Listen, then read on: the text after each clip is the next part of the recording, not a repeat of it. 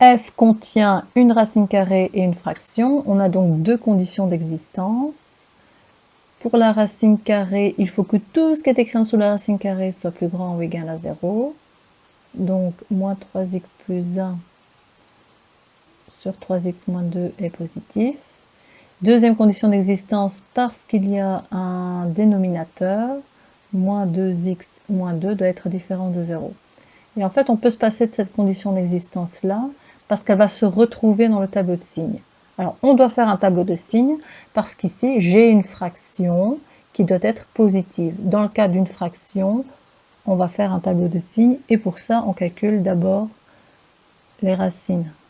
Alors, ce ne sont pas les racines de la fonction, ce sont les racines du numérateur et les racines du dénominateur.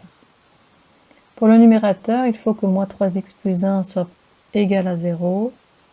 Et donc, on résout ça rapidement. La racine, c'est x égale 1 tiers. Pour le dénominateur, moins 2x moins 2 est égal à 0. Et la racine, c'est x égale moins 1. Dans le tableau de signes, on range ces deux nombres dans leur croissant. Donc d'abord moins 1 suivi d'un tiers. Ici, une ligne pour le numérateur, une ligne pour le dénominateur. Et puis, la dernière ligne, c'est pas le signe de la fonction, c'est le signe de la fraction. Donc, de moins 3x plus 1 sur moins 2x moins 2.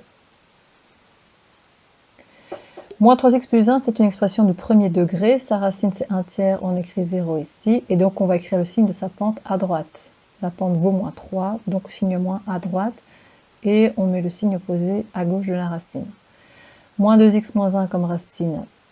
Pardon, moins 2x moins 2 a comme racine moins 1. Donc, on met signe moins à droite puisque la pente vaut moins 2. Le signe plus à gauche. Pour la dernière ligne, on doit diviser les deux expressions. Plus divisé par plus, ça donne un nombre positif. Plus divisé par 0, c'est impossible, là on ne sait pas diviser par 0. Un signe plus divisé par un signe moins donne moins. 0 divisé par moins, ça c'est possible. Quand on divise 0 par un nombre, ça fait toujours 0. Et enfin, moins divisé par moins, c'est plus. Pour écrire le domaine de définition, on retourne voir la condition d'existence.